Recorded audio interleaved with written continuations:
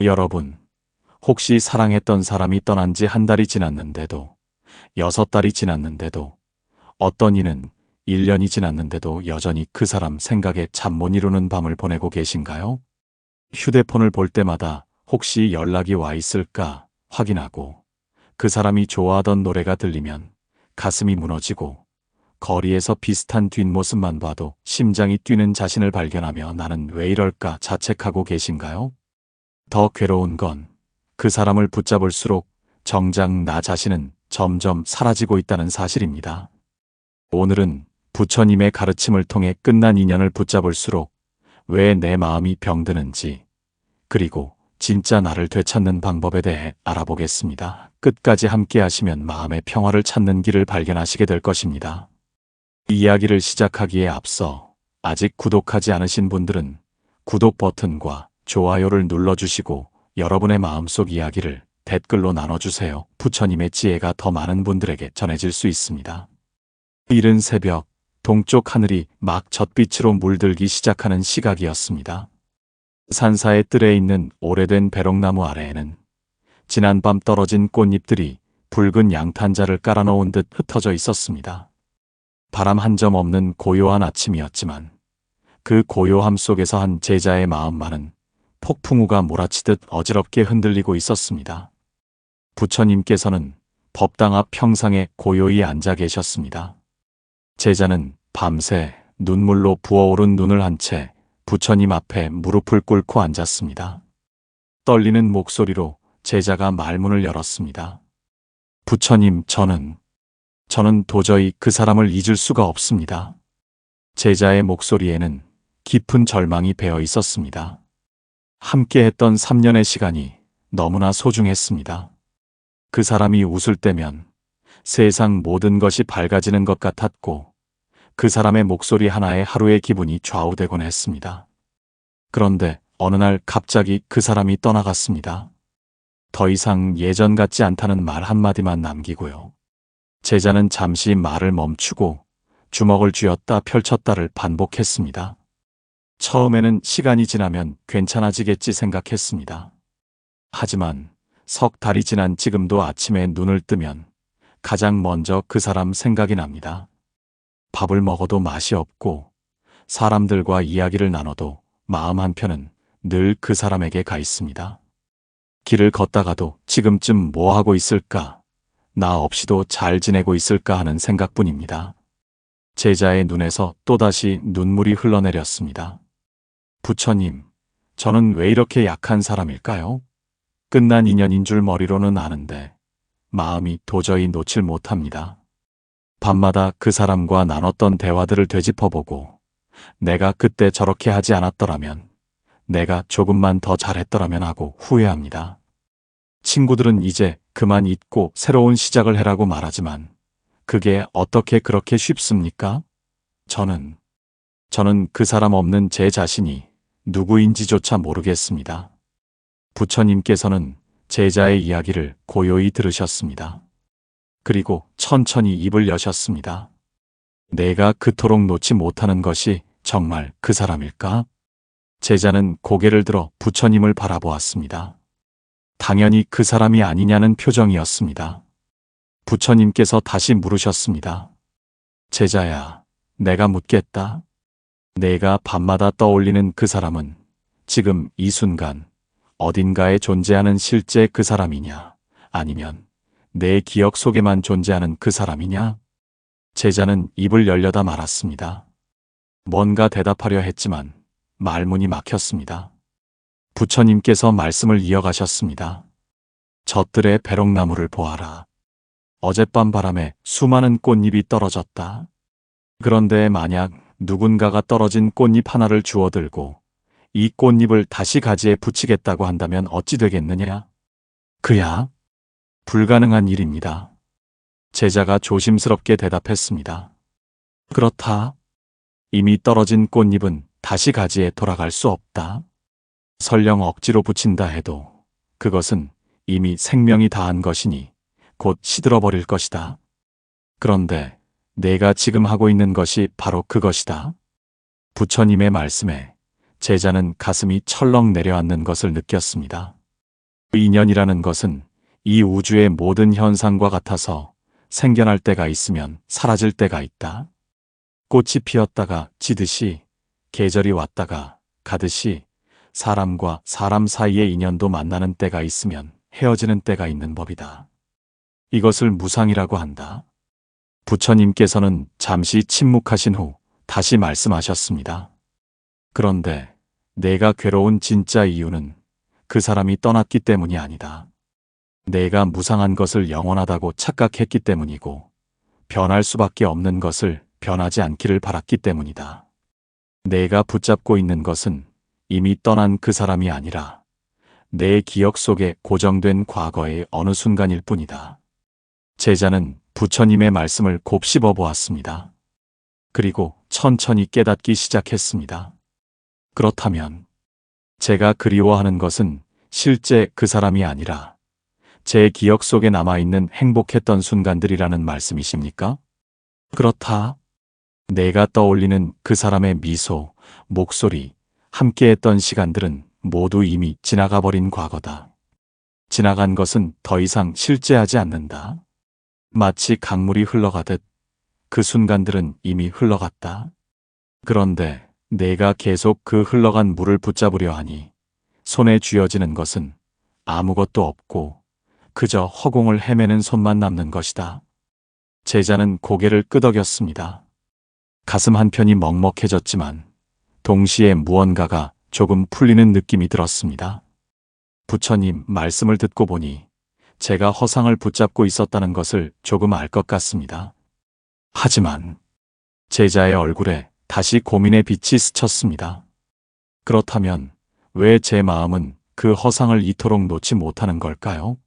머리로는 이해가 되는데 마음이 따라주지 않습니다. 이것이 바로 집착이라는 것입니까? 부처님께서는 제자의 질문에 잔잔한 미소를 지으셨습니다. 좋은 질문이다. 집착의 본질을 이해하는 것, 그것이 바로 고통에서 벗어나는 첫걸음이니라. 부처님께서는 주변을 둘러보시다가 마당 한쪽에 놓인 물항아리를 가리키셨습니다. 저 항아리에 물이 가득 차 있다고 생각해 보아라. 그런데 그 항아리 밑바닥에 작은 구멍이 있어서 물이 조금씩 빠져나가고 있다. 항아리의 주인은 어떻게 하겠느냐? 물이 다 빠지지 않도록 계속 물을 채워 넣을 것입니다. 제자가 답했습니다. 그렇다. 그런데 만약 그 주인이 구멍을 막을 생각은 하지 않고 오직 물을 채워 넣는 것에만 집중한다면 어찌 되겠느냐? 아무리 물을 부어도 항아리는 결코 가득 차지 않을 것입니다. 바로 그것이다. 부처님께서 말씀하셨습니다. 내 마음 깊은 곳에는 구멍이 하나 있다. 그것은 공허함이라는 구멍이다. 사람들은 누구나 마음속 깊은 곳에 이 공허함을 가지고 있다. 나는 온전한 존재인가? 나는 가치 있는 사람인가? 나는 사랑받을 만한 사람인가? 하는 근원적인 불안이 그 구멍에서 나온다. 제자는 부처님의 말씀을 경청했습니다. 그래서 사람들은 그 구멍을 메우기 위해 밖에서 무언가를 가져와 채워 넣으려 한다. 어떤 이는 돈으로, 어떤 이는 명예로, 어떤 이는 성취로, 그리고 내와 같은 이는 사랑하는 사람으로 그 구멍을 메우려 한다. 부처님께서 제자를 따뜻하게 바라보며 말씀을 이어가셨습니다. 내가 그 사람과 함께 있을 때는 어땠느냐? 그 사람의 사랑을 받을 때, 그 사람이 내게 미소 지을 때, 그 사람이 내 손을 잡아줄 때 기분이 어땠느냐? 세상을 다 가진 것처럼 행복했습니다. 제가 온전한 사람이 된 것 같았습니다. 제자가 대답했습니다. 바로 그것이다. 내가 사랑한 것은 그 사람만이 아니라 그 사람이 있을 때 느껴지는 온전한 나였다. 그 사람의 사랑이 내 안에 구멍을 채워주는 것처럼 느껴졌던 것이다. 그래서 그 사람이 떠났을 때 내가 잃어버린 것은 그 사람만이 아니라 그 온전함이었다. 항아리에 물을 채워주던 사람이 사라지자 구멍으로 물이 빠져나가고 다시 공허함이 드러난 것이다. 제자는 자신의 가슴에 손을 얹었습니다. 부처님의 말씀이 정확히 자신의 심장을 관통하는 것 같았습니다. 그렇습니다, 부처님. 그 사람이 떠난 뒤로 저는 제가 텅 빈 것 같습니다. 마치 제 안에 큰 구멍이 뚫린 것처럼 허전하고 공허합니다. 그래서 내가 그 사람을 놓지 못하는 것이다. 그 사람을 붙잡는 것이 아니라 사실은 그 사람이 채워주던 내 안의 공허함을 다시 채우고 싶은 것이다. 그것이 집착의 본질이다. 부처님께서 잠시 침묵하신 후 말씀하셨습니다. 집착은 대상을 향한 것이 아니라 내 안의 결핍을 향한 것이다. 내가 그 사람에게 매달리는 것은 그 사람이 필요해서가 아니라 내 안의 구멍이 무서워서다. 제자는 눈을 감았습니다. 눈물이 주르르 흘러내렸습니다. 이번에는 슬픔의 눈물이 아니라 깨달음의 눈물이었습니다. 부처님, 이제야 알 것 같습니다. 제가 그토록 괴로웠던 이유를요. 저는 그 사람을 잃은 슬픔보다 제 안의 공허함이 드러나는 것이 두려웠던 겁니다. 그렇다. 그리고 그 공허함을 직면하는 것이 무서워서 내는 계속 그 사람의 기억에 매달리는 것이다. 과거에 행복했던 순간을 반복해서 떠올리며 그때의 감정을 다시 느끼려 하는 것이다. 하지만 그것은 이미 지나간 과거일 뿐 지금 이 순간에 내 공허함을 채워줄 수 없다. 제자는 깊은 한숨을 내쉬었습니다. 그렇다면 부처님, 저는 어떻게 해야 합니까? 이 공허함을 어떻게 견뎌야 합니까? 아니, 이 공허함을 메우려면 어떻게 해야 합니까? 부처님께서는 고개를 천천히 저으셨습니다. 아니다, 제자야. 질문이 잘못되었다. 공허함을 메우려 하지 마라. 그것이 바로 고통의 시작이니라. 제자는 놀란 표정으로 부처님을 바라보았습니다. 공허함을 메우지 말라니요? 그럼 이 괴로움을 안고 살라는 말씀이십니까? 부처님께서는 제자의 혼란스러운 눈빛을 보시며 천천히 말씀하셨습니다. 제자야, 저기 아침 하늘을 보아라. 제자가 고개를 들어 하늘을 바라보았습니다. 동쪽 하늘은 이제 완전히 밝아져 있었고 맑고 푸른 하늘이 끝없이 펼쳐져 있었습니다. 저 하늘은 비어 있느냐, 차 있느냐? 부처님께서 물으셨습니다. 비어 있습니다. 제자가 대답했습니다. 그렇다. 하늘은 비어 있다. 그런데 그 비어 있음이 하늘을 불완전하게 만드느냐? 아닙니다. 오히려 비어 있기에 구름도 떠다니고 새도 날 수 있고 해와 달과 별이 그 자리를 차지할 수 있습니다. 바로 그것이다. 부처님께서 무릎을 치시며 말씀하셨습니다. 하늘이 무언가로 꽉 차 있다면 구름이 떠다닐 수 있겠느냐? 새가 날 수 있겠느냐? 하늘은 비어 있기에 완전한 것이다. 이것을 불교에서는 공이라고 한다. 부처님께서 말씀을 이어가셨습니다. 내 마음의 공허함도 마찬가지다. 그것은 결핍이 아니라 본래의 상태다. 모든 사람의 마음은 본래 하늘처럼 비어 있다. 그런데 사람들은 그 비어 있음을 두려워한다. 그래서 무언가로 채우려 한다. 돈으로, 명예로, 사랑으로. 하지만 부처님, 제자가 조심스럽게 말했습니다. 비어 있으면 너무 외롭고 쓸쓸하지 않습니까? 사람은 혼자서는 살 수 없다고 하지 않습니까? 외로움과 공은 다르다, 제자야. 외로움은 무언가가 있다가 없어졌을 때 느끼는 감정이다. 항아리에 물이 가득 차 있다가 빠져나갔을 때 느끼는 결핍이다. 하지만 공은 애초에 채울 필요가 없는 완전함이다. 부처님께서 제자의 어깨에 손을 얹으셨습니다. 내가 그 사람과 함께 있을 때 느꼈던 행복은 거짓이 아니었다. 하지만 그 행복이 그 사람으로부터 온 것이라고 생각하는 것은 착각이다. 강물을 보아라. 강물은 흐른다. 끊임없이 흐른다. 그런데 만약 누군가가 강물을 항아리에 담아 이 물이 바로 강이야라고 한다면 그것이 진짜 강이겠느냐? 아닙니다. 강은 흐름 그 자체이지 고여있는 물이 아닙니다. 그렇다. 행복도 마찬가지다. 행복은 특정한 대상이나 상황에서 오는 것이 아니라 삶이 흐르는 그 자연스러움 속에서 오는 것이다. 내가 그 사람과 함께 있을 때 행복했던 것은 그 사람이 너를 행복하게 해줘서가 아니라 그 순간 내가 자연스럽게 흐르고 있었기 때문이다. 제자는 부처님의 말씀을 곱씹었습니다. 그렇다면 제가 행복하기 위해 그 사람이 필요한 것이 아니라는 말씀이십니까? 그렇다. 행복은 밖에서 오는 것이 아니라 안에서 나오는 것이다.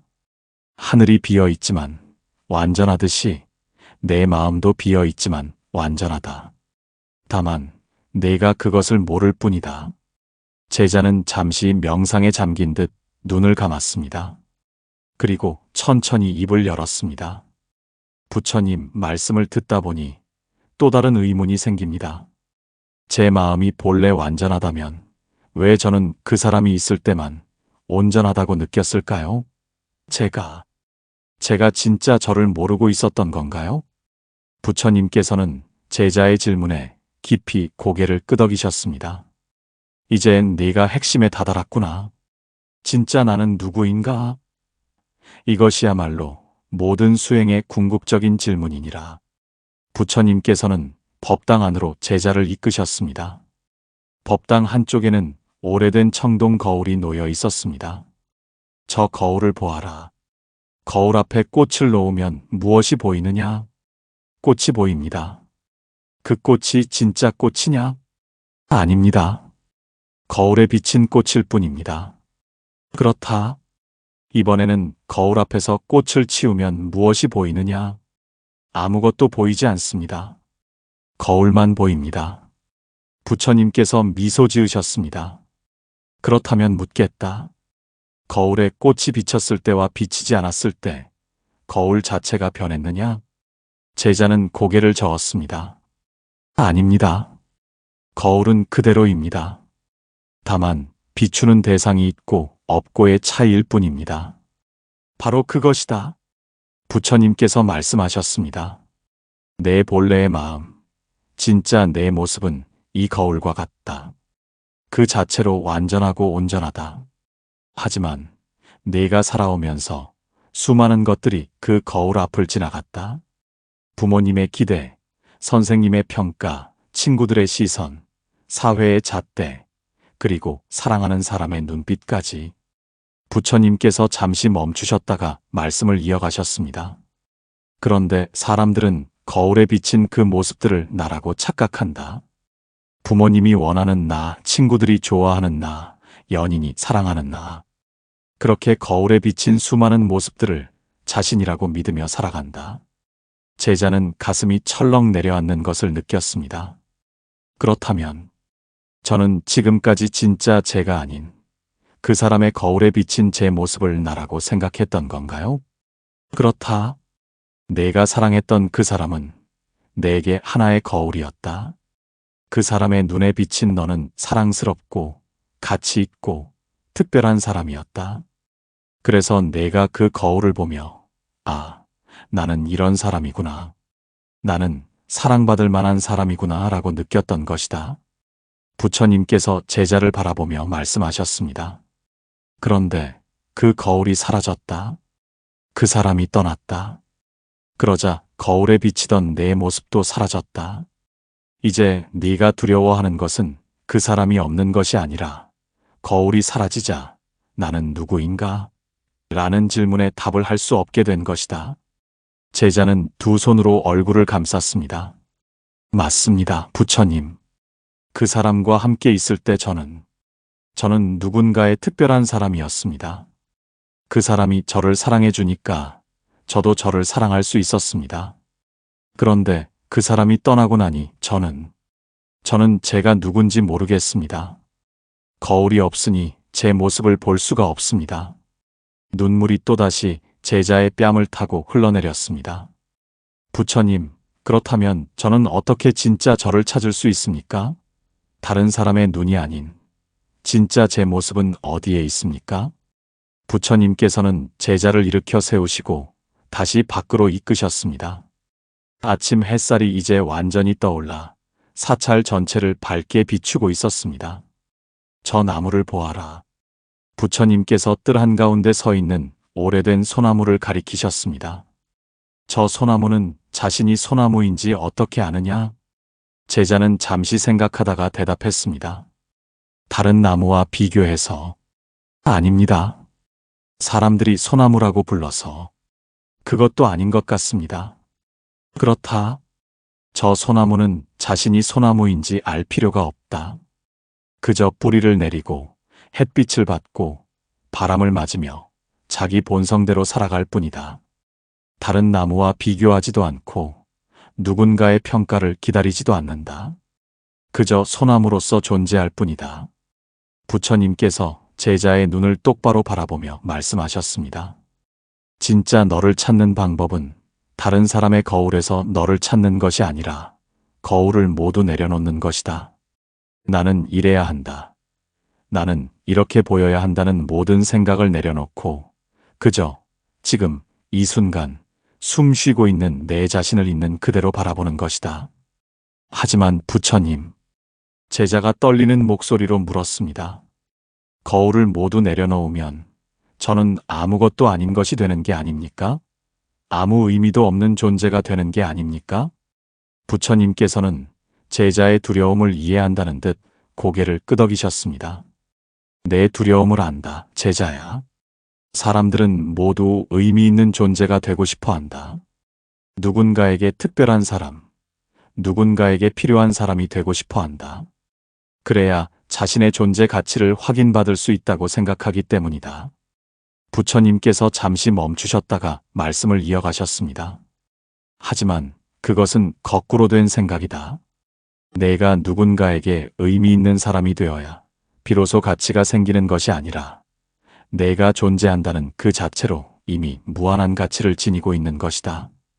부처님께서 발 아래를 내려다 보셨습니다. 그곳에는 작은 돌멩이 하나가 놓여 있었습니다. 이 작은 돌멩이를 보아라. 이 돌은 누군가에게 특별한 의미가 있느냐? 아닙니다. 그저 평범한 돌멩이일 뿐입니다. 그렇다면 이 돌은 가치가 없느냐? 제자는 대답을 망설였습니다. 이 돌은 수억 년 전 산이 깎이고 물에 씻기며 만들어졌다. 태양의 열기를 받고 비를 맞고 바람에 씻기며 이 자리까지 왔다. 지금 이 순간에도 이 돌 위로 미세한 생명체들이 살아가고 있다. 이 돌은 우주의 역사를 품고 있으며 지금도 그 역할을 하고 있다. 누군가가 이 돌을 특별하다고 인정해주지 않아도 이 돌은 그 자체로 완전하다. 부처님께서 그 돌을 주어 제자의 손에 올려주셨습니다. 너도 마찬가지다. 내가 누군가에게 사랑받아야, 누군가에게 인정받아야, 누군가에게 필요한 사람이 되어야 비로소 가치가 생기는 것이 아니다. 내가 숨 쉬고 걷고 생각하고 느끼는 그 자체로 이미 우주의 기적이며 완전한 존재다. 제자는 손안의 돌을 물끄러미 바라보았습니다. 부처님, 말씀은 이해가 됩니다. 하지만 실제로 그렇게 느끼기가 어렵습니다. 저는 여전히 외롭고 누군가가 필요하고 사랑받고 싶습니다. 그것은 자연스러운 감정이다, 제자야. 사람은 관계 속에서 살아가는 존재이니 외로움을 느끼고 연결을 원하는 것은 당연하다. 문제는 외로움을 느끼는 것이 아니라 그 외로움을 피하기 위해 자신을 잃어버리는 것이다. 부처님께서 제자의 어깨에 다시 손을 얹으셨습니다. 사랑은 아름다운 것이다. 누군가를 사랑하고 사랑받는 것은 삶의 큰 축복이다. 하지만 진정한 사랑은 서로가 서로를 완성시키는 것이 아니라 각자가 온전한 존재로서 만나는 것이다. 온전한 존재로 만난다는 것이 무슨 의미입니까? 제자가 물었습니다. 두 개의 반쪽이 만나 하나가 되는 것이 아니라 두 개의 온전한 원이 만나 함께 춤을 추는 것이다. 내가 그 사람을 필요로 해서 만나는 것이 아니라 이미 완전한 너와 이미 완전한 그 사람이 만나 서로의 삶을 더욱 풍요롭게 하는 것이다. 부처님께서 하늘을 올려다 보셨습니다. 두 마리의 새가 나란히 날아가고 있었습니다. 저 두 마리 새를 보아라. 함께 날아가지만 각자의 날개로 난다. 서로에게 기대어 나는 것이 아니라 각자가 자신의 힘으로 날면서 같은 방향으로 가는 것이다. 만약 한 마리가 날개를 다쳐 날지 못한다면 다른 한 마리가 그를 업고 날 수는 없다. 각자가 날 수 있어야 함께 날 수 있다. 제자는 고개를 끄덕였습니다. 그렇다면 부처님, 제가 온전한 나로 존재하려면 구체적으로 어떻게 해야 합니까? 이별의 아픔 속에서, 공허함 속에서 어떻게 진짜 나를 되찾을 수 있습니까? 부처님께서 제자를 법당 앞 평상에 앉히시고 말씀하셨습니다. 첫째, 고요히 앉아 내 호흡을 관찰하라. 들숨과 날숨을 지켜보며 지금 이 순간 숨 쉬고 있는 이것이 나다라는 것을 느껴라. 아무 생각도 판단도 없이 그저 숨 쉬는 그 존재를 느껴라. 둘째, 매일 아침 눈을 뜨면 내 몸을 느껴보아라. 심장이 뛰고 있음을, 피가 흐르고 있음을, 생명이 살아 움직이고 있음을 느껴라. 이 모든 것이 누군가의 인정 없이도 일어나고 있다는 것을, 내가 그저 존재한다는 것만으로도 우주가 너를 살리고 있다는 것을 느껴라. 셋째, 홀로 있는 시간을 두려워하지 마라. 오히려 그 시간을 소중히 여겨라. 산책을 하며 자연을 느끼고, 차를 마시며 그 맛을 음미하고, 책을 읽으며 내 생각에 귀 기울여라. 혼자 있을 때 외롭다고 느껴진다면 그것은 내가 진짜 너를 아직 만나지 못했기 때문이다. 넷째, 매일 저녁 자기 전에 하루를 돌아보며 이렇게 말해보아라. 오늘 하루도 내가 존재했다. 완벽하지 않아도 괜찮다. 실수를 했어도 괜찮다. 외로웠어도 괜찮다. 나는 그저 존재하는 것만으로 충분하다. 이것을 자기자비라고 한다. 다섯째, 언젠가 다시 누군가를 만나게 되더라도 그 사람이 내 공허함을 채워주기를 기대하지 마라. 이미 온전한 내가, 이미 온전한 그 사람을 만나 함께 기쁨을 나누는 것이라고 생각하라. 그때 비로소 진정한 사랑이 가능하다. 제자는 부처님의 말씀 하나하나를 마음속 깊이 새겼습니다. 부처님, 이제야 조금 알 것 같습니다. 제가 그 사람을 놓지 못했던 것은 그 사람이 정말 필요해서가 아니라 제가 저를 모르고 있었기 때문이었습니다.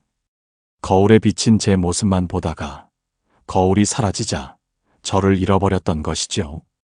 제자는 깊은 숨을 들이쉬고 내쉬었습니다. 이제 저는 거울 없이도 제가 누구인지 알아가야겠습니다. 아니, 알아가는 것이 아니라 그저 존재하는 법을 배워야겠습니다. 소나무가 소나무인 줄 알 필요 없이 그저 소나무로 살아가듯이. 부처님께서 환하게 미소 지으셨습니다. 그렇다 제자야.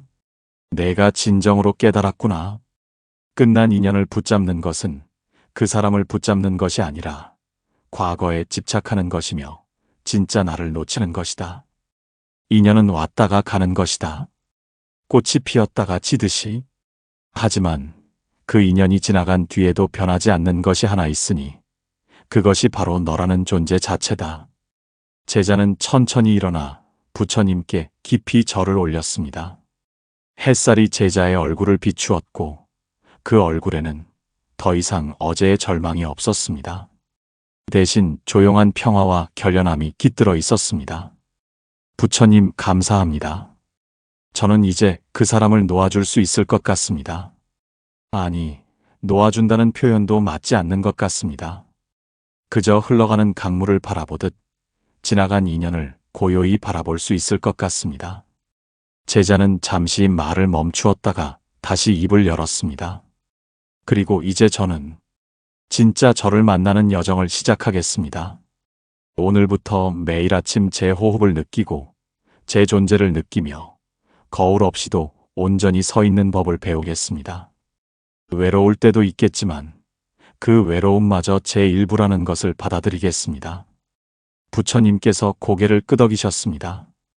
훌륭하다, 제자야. 기억하거라. 아무도 너를 완성시킬 수 없다. 내가 이미 완성되어 있기 때문이다. 다만 그것을 깨닫지 못하고 있을 뿐이다. 끝난 인연을 붙잡으며 마음을 병들게 하지 마라. 그 인연에 감사하되 흘러가게 하라. 그리고 지금 이 순간 숨 쉬고 있는 내 자신에게 돌아오라. 거기에 네가 찾는 모든 것이 있다. 제자는 다시 한번 절을 올리고 물러났습니다. 뜰에는 여전히 배롱나무 꽃잎이 흩어져 있었습니다. 하지만 이제 그 떨어진 꽃잎이 슬프게 보이지 않았습니다. 꽃잎은 꽃잎으로서 가지에 있을 때도 아름다웠고 떨어져 땅으로 돌아갈 때도 아름다웠습니다. 모든 것은 제자리에서 제 역할을 하고 있었습니다. 제자는 그날 밤 처음으로 평온한 잠에 들었습니다. 꿈속에서도 그 사람이 나타났지만 이번에는 붙잡으려 하지 않았습니다. 그저 미소 지으며 손을 흔들어 주었습니다. 고마웠어. 이제 잘 가. 그렇게 말하자 그 사람의 모습이 서서히 빛 속으로 사라졌고 제자의 마음에는 고요한 평화만이 남았습니다. 여러분, 지금 끝난 인연을 붙잡고 계신가요? 그 사람의 메시지를 기다리며 혹시나 하는 마음으로 연락처를 들여다보고 계신가요? 내가 조금만 더 잘했더라면, 그때 그렇게 하지 않았더라면 하고 과거를 되짚으며 스스로를 괴롭히고 계신가요? 이제 알아야 합니다. 그 인연을 놓지 못하는 것은 그 사람이 그리워서가 아니라 여러분이 아직 진짜 여러분을 만나지 못했기 때문이라는 것을요. 거울에 비친 모습이 아닌 거울 없이도 온전히 빛나는 여러분 자신을 찾아야 합니다. 떠난 사람은 이미 흘러간 강물입니다. 아무리 붙잡으려 해도 손가락 사이로 빠져나갈 뿐입니다. 그 강물을 보내주십시오. 그리고 지금 이 순간 여러분의 심장이 뛰고 있다는 것을, 여러분이 숨 쉬고 있다는 것을, 여러분이 존재한다는 그 자체가 얼마나 큰 기적인지를 느껴보십시오. 누군가의 사랑을 받아야 비로소 가치가 생기는 것이 아닙니다.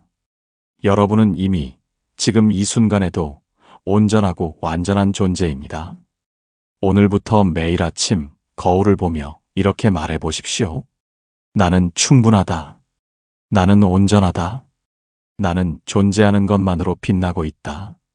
그리고 혼자 있는 시간을 두려워하지 마십시오. 그 시간 속에서 비로소 진짜 여러분을 만날 수 있습니다. 외로움이 찾아오면 그것을 피하려 하지 말고 그저 바라보십시오. 아, 지금 나는 외롭구나 하고 인정하십시오. 그러면 그 외로움조차 여러분의 소중한 일부가 됩니다.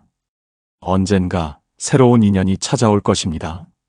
하지만 그때는 반쪽의 여러분이 반쪽의 누군가를 만나는 것이 아니라 온전한 여러분이 온전한 누군가와 만나는 것이어야 합니다. 그때 비로소 진정한 사랑이 시작됩니다. 끝난 인연을 붙잡지 마십시오. 그것은 그 사람을 붙잡는 것이 아니라 여러분 자신을 잃어버리는 일입니다. 지금 이 순간 여러분 안에 있는 무한한 가능성을, 완전함을, 빛을 발견하십시오. 그것이 바로 진짜 나를 찾는 방법입니다. 오늘 이 영상이 여러분께 작은 위로와 깨달음이 되었기를 바랍니다. 여러분도 이별의 아픔을 겪고 계시다면, 혹은 과거의 인연을 놓지 못하고 계시다면, 오늘부터 진짜 여러분을 만나는 여정을 시작해 보시기 바랍니다. 이 영상이 도움이 되셨다면 댓글에 관세음보살이라고 적어주세요. 여러분의 마음에 평화와 지혜가 깃들기를 기원하는 의미입니다. 그리고 지금 이 순간에도 같은 고민으로 힘들어하는 누군가를 위해 이 영상을 공유해 주신다면 그것이 바로 자비의 실천이 될 것입니다. 여러분 모두의 마음에 고요한 평화가 깃들기를 기원합니다. 숲속 지혜였습니다. 관세음보살